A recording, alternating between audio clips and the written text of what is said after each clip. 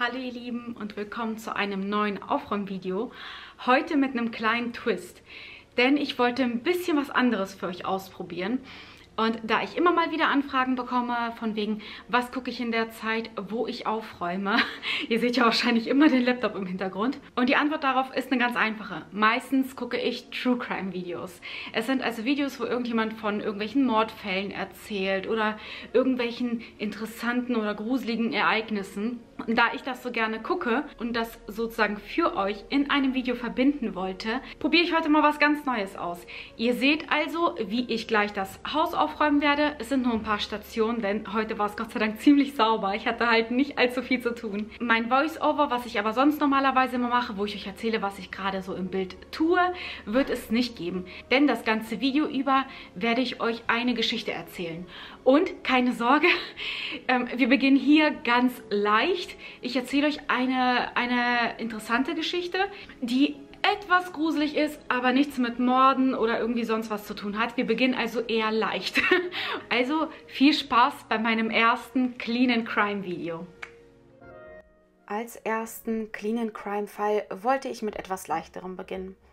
Etwas, das kein Mord beinhaltet, euch aber hoffentlich trotzdem erschaudern lässt. Denn das tat diese Geschichte definitiv mit mir. Den Beitrag habe ich übrigens von Reddit entnommen. Diesen hatte Sweet Mercy vor ungefähr 9 Jahren veröffentlicht. Ich verlinke euch diesen Originalbeitrag in der Infobox, falls ihr die Geschichte, die übrigens auf Englisch verfasst wurde, falls ihr die nachlesen wollt. Der Name der Hauptperson ist übrigens Kimberly. Diesen Namen konnte man aus dem Beitrag selbst nicht entnehmen. Erst auf ihrer GoFundMe-Seite wurde ich dann fündig. Von jetzt an heißt die Person also Kim. Die Geschichte spielt im Jahr 1978. Da war Kim so um die 10 Jahre alt. Es war ein Tag wie jeder andere auch. Sie war gerade im Laden um die Ecke, Tomatensauce für ihre Mutter zu kaufen. Auf dem Rückweg dann stellte sich plötzlich ein Mann neben sie und fing an, mit ihr gemeinsam nach Hause zu gehen. Er schien sehr freundlich zu sein, er stellte sich auch ganz höflich vor. Er sagte: Hallo, mein Name ist Dr. Ramsey. Ich bin Kinderarzt. Weißt du denn, was ein Kinderarzt ist? Darauf antwortete ihm Kimberly aber nicht. Sie wollte nicht unhöflich sein, sie wollte aber auch nicht mit ihm sprechen, da sie die ganze Situation mehr als merkwürdig fand. Dr. Ramsey störte das Ganze aber scheinbar nicht, denn er stellte ihr weitere Fragen. Er fragte sie so merkwürdige Dinge wie: Suchen deine Eltern denn nach einem Kinderarzt für dich? Na, wahrscheinlich nicht, denn du bist ja schon ein großes Mädchen und brauchst bald einen anderen Arzt, nicht wahr? Doch das ist okay. Bis dahin können deine Eltern dich ruhig zu mir bringen. Kim fühlte sich sichtlich unwohl. Doch sie schwieg weiterhin, denn sie konnte bereits ihr Haus sehen und bald würde sie ihn dann loswerden. Doch Dr. Ramsey setzte fort. Er fragte sie nach ihrem Namen, sagte ihr, was sie für wunderschönes Haar hat und ob sie Lutscher mögen würde, denn er wollte gerade in den Laden, um welche für seine Praxis zu kaufen. Doch endlich stand Kim vor ihrem Haus. Darauf hat sie schon die ganze Zeit gewartet. Sie rannte also los, Richtung Hintereingang, stolperte in die Küche hinein. Ihr Herz pochte wie verrückt, als sie die Tür hinter sich schloss. Endlich war sie ihn los, dachte sie. Sie war zu Hause und Dr. Ramsey war draußen geblieben, so wie sie es gehofft hat. Zu diesem Zeitpunkt war Kim noch nicht klar, dass das nicht die letzte Begegnung mit Dr. Ramsey bleiben würde. Und es dauerte nicht lange, bis Dr. Ramsey fast täglich mit seinem blauen Ford Galaxy an ihrem Haus vorbeifuhr. Und dabei war er immer sehr freundlich. Er lächelte und winkte ihr immer freundlich zu. Sie konnte aber dieses komische Gefühl im Bauch nicht loswerden, dass das einfach seltsam war. Also ging sie zu ihrer Mutter, erzählte ihr von ihrer Begegnung mit Dr. Ramsey, sagte ihrer Mutter auch, was er gefragt hat, was er gesagt hat. Nachdem die Mutter sich das alles angehört hat, hat sie sich nichts weiter dabei gedacht. Die Geschichte schien zwar etwas merkwürdig zu sein, aber er war schließlich Arzt. Also vielleicht fuhr er mit seinem Auto da lang, weil es auf seinem Arbeitsweg lag. Gewunken hatte er ihr wohl nur, weil er Kinderarzt war und deshalb höflich war. Also tat die Mutter es ab und Kim machte es ihr gleich. Doch dann begannen die Anrufe. Ihr Vater holte Kimberly dann eines Abends ins Wohnzimmer und sie sollte ihm ganz genau erzählen, was an dem Tag passiert ist, als sie Dr. Ramsey traf. Der Vater wollte alles wissen. Was hatte Dr. Ramsey gesagt? Was hatte Kim ihm alles erzählt? Kim erzählte ihm also genau die Geschichte, die sie bereits auch ihrer Mutter erzählt hat. Sie ließ nichts aus. Es war ja auch nicht allzu viel passiert. Nur Dr. Ramsey war derjenige, der geredet hat. Und auch so war es ja kein langer Weg, also hatte er gar nicht so viel gesagt. Und das ist alles? Fragt der Vater. Kim schien verwirrt zu sein. Warum soll das nicht alles gewesen sein? Genau so ereignete sich das ganze Jahr. Und dein Name? Woher kannte Dr. Ramsey dann deinen Namen? Kim war sichtlich geschockt. Sie hatte ihm ihren Namen wirklich nicht genannt, noch hatte sie mit ihm gesprochen. Wie konnte es also sein, dass er ihren Namen kannte? Doch es stellte sich heraus, dass er nicht nur den Namen von Kim kannte. Dr. Ramsey kannte auch den Namen ihrer kleinen Schwester. Dem Vater blieb also nichts anderes über. Kim hatte ihm scheinbar die Wahrheit gesagt. Er wusste nicht, woher Dr. Ramsey den Namen hatte. Zu diesem Zeitpunkt gab es ja auch noch gar keine sozialen Medien oder ähnliches. Also vielleicht hat er es irgendwo aufgeschnappt. Oder vielleicht hatte er in einer Schule gearbeitet und hatte Kim mal gesehen. Alles hätte sein können. Der Vater wirkte zwar immer noch sehr unzufrieden, aber er konnte nichts an der Situation ändern. Also ließ er das Ganze erstmal auf sich beruhen. Schon bald fing Dr. Ramsey an, einige Male am Tag anzurufen. Und zuerst wusste keiner der Geschwister, um was es in diesen Telefonanrufen ging. Denn weder Kim noch ihre Schwester durften ans Telefon gehen. Aber einer der älteren Brüder von Kim belauschte die Eltern irgendwann mal, als sie miteinander tuschelten. Natürlich erzählte er seinen Geschwistern sofort, um was es sich dabei handelte. Wie es schien, hat Dr. Ramsey den Eltern gedroht, erst Kim weh zu tun und später dann auch ihrer kleinen Schwester. Und das war zu viel des Guten. Die Eltern riefen sofort die Polizei und berichteten von dieser komischen Geschichte mit Dr. Ramsey. Sie erzählten, was er alles gesagt hat, dass er Kim aufgelauert hat, dass er seitdem fast täglich anruft und manches Mal sogar einige Male am Tag. Doch der Polizei waren die Hände gebunden. Vergesst nicht, es waren gerade die 70er Jahre, es gab noch keine Gesetze für Opfer von Stalkern, das kam alles erst viel später und deshalb sollten sich die Eltern erst dann wieder melden, wenn Dr. Ramsey tatsächlich etwas tun würde. Dr. Ramsey hatte schließlich nichts gemacht, er war auf der Straße, er hatte angerufen. Aber hatte er Kim tatsächlich irgendwas getan? Nein. Also konnte die Polizei nichts machen. Die Eltern waren natürlich total entsetzt. Der Vater wusste, er musste Kim irgendwie helfen. Und er wollte nicht warten, bis Dr. Ramsey tatsächlich etwas machte, denn das würde bedeuten, dass er Kim verletzen würde. Doch Kims Vater erinnerte sich an einen Freund, den er hatte, der ebenfalls Polizist war. Also rief er ihn an und er bat ihn um Hilfe. Er wusste einfach, alleine würden sie diese Situation nicht meistern. Da der Freund selber Polizist war, wusste er ganz genau, dass seine Kollegen nichts machen konnten. Er wollte seinem Freund unbedingt helfen, also fuhr er Kim von diesem Tag an täglich zur Schule und holte sie auch wieder ab. Doch die Situation mit Dr. Ramsey wurde nur noch schlimmer, als der Kontakt zu Kim dann komplett unmöglich wurde. Sie ging weder allein zur Schule, noch durfte sie draußen spielen oder schnell zum Laden um die Ecke, ohne dass sie von mindestens einer Person begleitet wurde. Und zwar einer erwachsenen Person, die ihr tatsächlich hätte helfen können. Und wahrscheinlich ging Dr. Ramsey aus Zorn darüber einen Schritt weiter. An einem Abend, als die Mutter dann mit Kim, der kleinen Schwester und den 2 Brüdern in der Küche stand, sahen sie jemanden an der Garage. Er war nicht genau zu erkennen, denn es war ja schon am Abend. Sie kniffen also die Augen ganz fest zusammen, um zu erkennen, um wen es sich dabei handelte. Und bis dahin hat keiner Dr. Ramsey gesehen, bis auf Kim, denn der Vater und die Mutter hatten immer nur telefonisch mit ihm Kontakt. Doch Kim wusste es, sie erkannte ihn sofort. Sie schrie los: Dr. Ramsey, es ist Dr. Ramsey. Die beiden älteren Brüder liefen sofort raus, um Dr. Ramsey zu schnappen. Sie rannten ihm bis zu einem Park hinterher, doch da verloren sie ihn dann hinter den vielen Bäumen. Sie kamen also zurück und waren total verängstigt, denn noch nie hatte Dr. Ramsey versucht, sie zu Hause aufzusuchen. Es blieb bislang immer nur bei den Telefonanrufen. Also riefen sie die Polizei. Doch die einzige Information, die sie der Polizei liefern konnten, war eine Beschreibung von Dr. Ramsey und sein Namen. Dieser Name war wahrscheinlich noch nicht einmal echt. Also führte das auch wieder zu nichts. Doch die Familie hatte Glück und es wurde still um Dr. Ramsey. Die Anrufe hörten auf, er kam auch nicht mehr am Haus vorbeigefahren. Und die Familie hoffte, dass es das jetzt gewesen ist, dass Dr. Ramsey vielleicht wirklich aufgegeben hat. Doch nach einigen Wochen fand die Familie ihren geliebten Schäferhund an der Seite der Veranda liegen. Sie atmete nicht mehr und war verstorben. Zuerst waren sie am Boden zerstört. Doch je mehr sie darüber nachdachten, desto stärker kam ihnen der Gedanke, dass Dr. Ramsey es war, der den Hund umgebracht hat. Also haben sie wieder die Polizei angerufen. Sie kamen hin, nahmen eine Anzeige auf und sagten der Familie auch, es würde sich dabei wahrscheinlich um einen Unfall handeln oder es handele sich um einen natürlichen Tod des Hundes. Keiner aus der Familie hatte Dr. Ramsay seit Tagen oder seit Wochen gesehen. Noch deutete irgendwas darauf hin, dass dem Hund irgendwas angetan wurde. Also führte auch das wieder ins Nichts. Und die Polizei fuhr wieder. Umso verzweifelter die Familie wurde, umso sicherer schien sich Dr. Ramsay seiner Sache zu fühlen. Jetzt fingen auch die Telefonate wieder an. Er setzte aber noch eine Schippe drauf. Denn sobald jemand ans Telefon ging, fing er sofort an, Informationen über die Familie hinauszuschießen. Er sagte also sowas wie: Der Bruder steht dort, der Vater befindet sich in der Küche am Schrank, die Mutter ist gerade oben im Badezimmer, Kim sitzt gerade auf dem Sofa und schaut fern.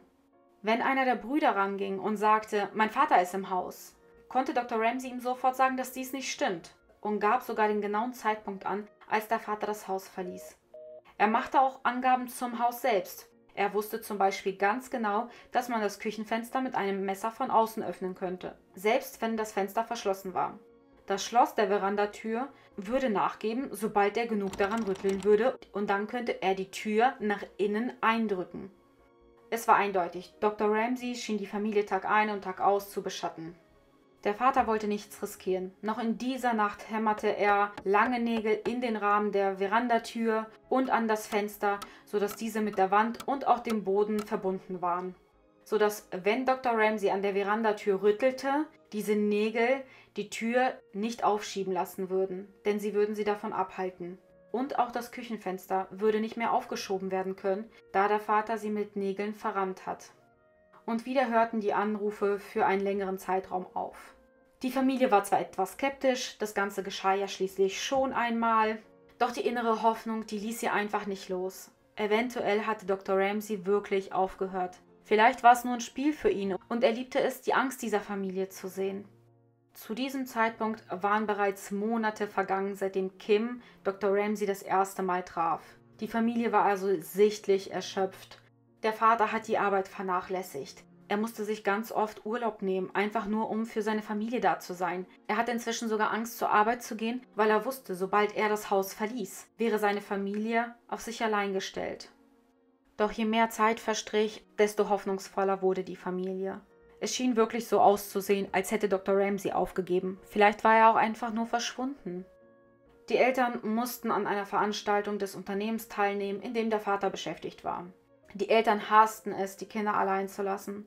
Doch die Kinder versicherten ihn, es wird alles gut, wir sind ja alle da, ihr kommt in ein paar Stunden wieder, es ist ja wohl nicht die Welt, wir kriegen das alles irgendwie hin. Und der Vater hatte inzwischen auch eine Klingel angebracht. Also wenn die Kinder daran klingeln würden, dann wäre es so laut, dass die Nachbarn darauf aufmerksam werden würden und dann zum Haus gelaufen kommen würden.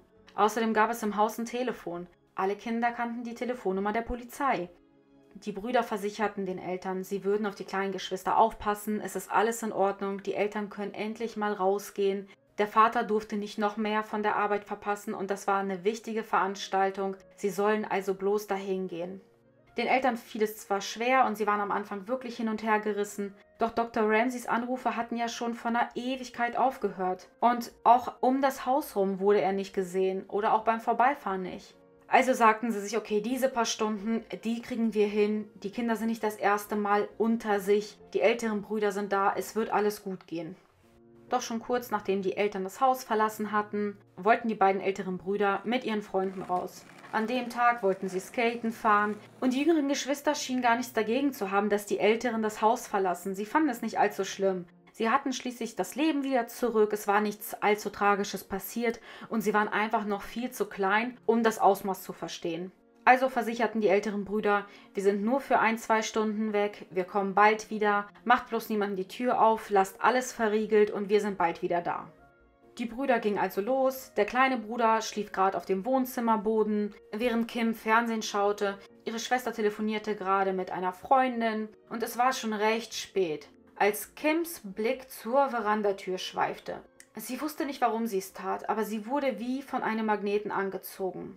Und plötzlich war sie starr vor Schreck. Sie war sich sicher, diese Verandatür hatte sich leicht gebogen. Sie schaute also noch viel genauer hin und tatsächlich konnte sie erkennen, dass Dr. Ramsay versuchte, von außen diese Verandatür aufzudrücken. Und die Verandatür gab von oben etwas nach, sodass sie sein Gesicht erkennen konnte. Durch die Nägel am Boden, die der Vater angebracht hatte, damit diese Verandatür nicht kaputt geht, hielt diese Tür stand und wurde nicht aufgebrochen. Aber Kim wusste, es war Dr. Ramsey, der von der anderen Seite gegendrückte. Kims kleine Schwester folgte dem Blick von Kim und sah Dr. Ramsey ebenfalls. Sie schmiss dieses Telefon aus der Hand und sie beide rannten hoch. Doch Kim erinnerte sich, ihr kleiner Bruder schlief immer noch im Wohnzimmer auf dem Boden. Also schlichen sie wieder ganz leise runter. Die Verandatür war ja schließlich nicht aufgebrochen und es würde so aussehen, als würde die Tür tatsächlich standhalten. Und solange die Nägel im Boden eingerammt waren, würde Dr. Ramsey nicht reinkommen. Sie schnappten sich also ihren Bruder und verschwanden hoch in eins der dunklen Kinderzimmer. Sie ließen das Licht aus und schauten ständig aus dem Fenster. Sie konnten natürlich niemanden sehen, denn Dr. Ramsey stand auf der anderen Seite des Hauses. Also liefen die Kinder den Flur entlang, es war ja alles leise, in ein anderes Zimmer rein und schauten hinter dem Vorhang nach unten Richtung Veranda und sahen tatsächlich Dr. Ramsey unten vor der Verandatür stehen. Und da klopfte es. Und instinktiv schrie die Schwester runter: „Wer ist da?" Und auf der anderen Seite der Tür hörte man dann eine Stimme sagen: „Ich habe eine Pizzabestellung für euch. Könnt ihr bitte an die Tür kommen und diese abholen?" Und die Schwester schrie nur, dass sie nicht blöd seien und dass sie jetzt gerade die Polizei anrufen würden. Da verschwand er. Kim weiß nicht, ob er verschwand, weil er tatsächlich Angst hatte, dass sie die Polizei rufen würden, oder ob es daran lag, dass die beiden Brüder nach Hause kamen. Denn fast zum selben Zeitpunkt, wie Dr. Ramsey weglief, kamen die beiden älteren Brüder nach Hause.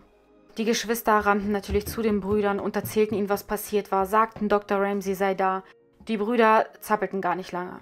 Sie liefen direkt los und liefen ums Haus herum, um die Garage, um die Scheune und suchten nach Dr. Ramsey. Er musste einfach irgendwo hier sein. Doch das war leider nicht der Fall. Dr. Ramsey war bereits verschwunden. Die großen Brüder kamen also wieder ins Haus, zogen alle Jalousien im Haus runter, die es nur gab, zogen die Vorhänge zu, damit niemand von außen mehr reinschauen konnte. Sie wollten die Kleingeschwister nicht noch mehr verängstigen. Also versammelten sie sich im Wohnzimmer, schauten fern und warteten auf die Ankunft der Eltern. Der kleine Bruder war auch bereits wieder eingeschlafen und der Große wollte sich gerade eine Schüssel mit Cornflakes aus der Küche holen. Und er drehte sich ständig zu einer Tür um, als würde dort jemand stehen. Er hatte das Gefühl, beobachtet zu werden. Doch da war niemand. Jedes Mal, wenn er sich umdrehte, sah er niemanden. Doch er konnte dieses Gefühl einfach nicht abschütteln, dass ihn jemand von dort beobachten würde. Er ging zu dieser Tür, doch die Reflexion der Lichter aus der Küche machte es ihm schwer, irgendwas da draußen zu erkennen. Und es war die einzige Tür, die weder eine Jalousie noch einen Vorhang hatte. Also presste er sein Gesicht an die Scheibe, er drückte beide Hände zum besseren Halt an die Wand an und schaute hinaus. Und auf der anderen Seite der Tür stand natürlich Dr. Ramsey und lächelte dem Bruder entgegen. Und in dem Moment schrie der Bruder einfach auf. Er hatte sich zwar beobachtet gefühlt, aber er hat nicht damit gerechnet, dass Dr. Ramsey am gleichen Tag wiederkehren würde. Und sofort rannten alle Geschwister zu ihm. Die Geschwister schauten ebenfalls aus dem Fenster, doch sie konnten Dr. Ramsey nicht mehr erkennen. Anscheinend war er wieder geflüchtet.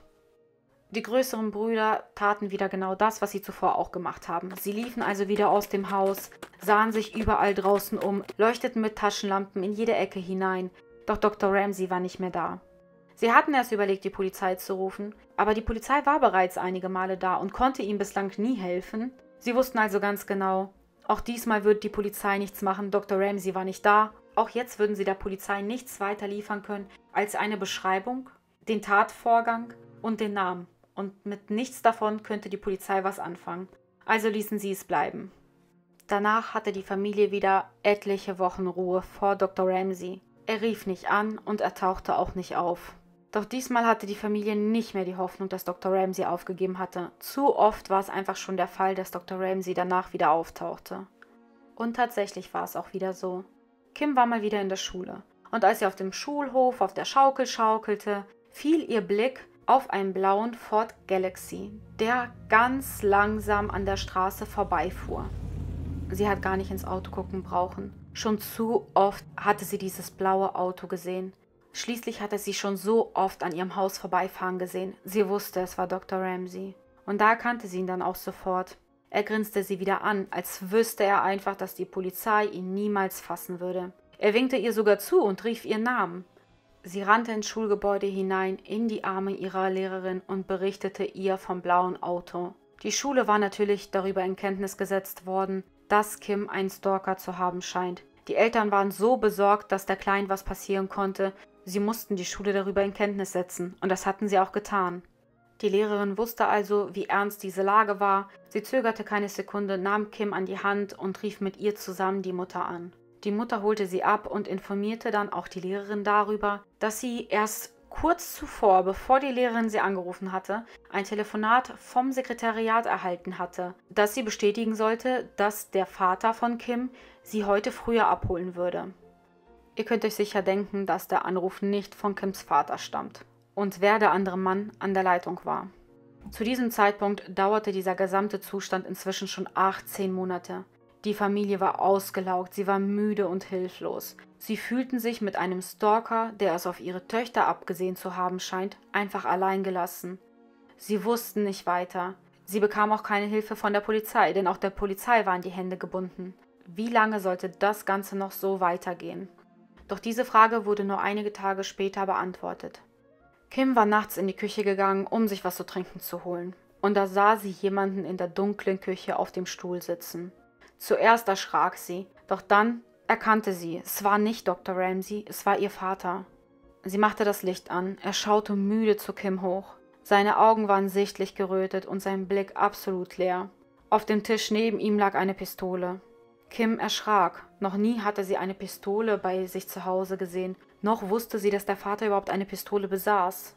Doch der Vater war es einfach nur leid. Er war es leid, auf die Polizei zu warten. Er war es leid, darauf zu warten, dass seinen Kindern etwas zustößen könnte, wenn er gerade nicht da war. Er war es leid, in Angst zu leben. Und er war es auch leid, mit anzusehen, was seine Kinder dank Dr. Ramsey durchmachen mussten. Sie saßen eine Weile stillschweigend dort, bis der Vater Kim zurück ins Bett schickte. Und seit diesem Tag gab es keine Telefonanrufe mehr. Seit diesem Tag fuhr Dr. Ramsey nicht mehr an dem Haus vorbei. Auch die unerwünschten Besuche gehörten der Vergangenheit an. Dr. Ramsey schien verschwunden zu sein. Es dauerte eine lange Zeit, bis die Kinder keine Albträume mehr hatten oder schreiend aufwachten. Es dauerte lange, bis sie wieder normale, sorgenfreie Kinder sein konnten. Doch irgendwann konnten sie es wieder. Erst Jahre später erzählten die Eltern Kim, dass Dr. Ramsey damit gedroht hatte, sie zu vergewaltigen und umzubringen. Anschließend würde er sich ihre kleine Schwester vornehmen und es gab nichts, was die Familie dagegen tun könnte. Kim weiß bis heute nicht, warum Dr. Ramsey plötzlich verschwunden war. War er vielleicht im Gefängnis oder ist er vielleicht bei einem Autounfall verunglückt? All diese Fragen bleiben wohl unbeantwortet. Das war's mit dieser gruseligen Geschichte. Mich würde es interessieren, was ihr denkt. Wieso hörte der besessene Dr. Ramsey plötzlich auf, Kim zu stalken? Glaubt ihr auch, dass er verunglückt ist oder im Gefängnis sitzt? Oder denkt ihr vielleicht, der Vater hat an dem Abend mit der Pistole auf dem Tisch dafür gesorgt, dass Dr. Ramsey das Leben seiner Kinder nicht mehr gefährden kann? Ich würde sehr gern wissen, was ihr davon haltet. Schreibt es mir gerne in die Kommentare. So ihr Lieben, das war's von dem ersten Clean and Crime Video. Ich hoffe, es hat euch gefallen. Wie gesagt, allzu gruselig war es nicht. Ich habe euch extra einen Fall rausgesucht, den ich total interessant fand, der aber eher ganz, ganz leicht, also sprich gerade so an diesem Genre angekratzt hat und nicht zu tief hineinging. Schreibt mir gerne, ob ihr weitere Videos in diesem Format sehen wollt oder nicht. Ansonsten hoffe ich, dass wir uns beim nächsten Mal wiedersehen. Falls ihr Lust habt, bis dann!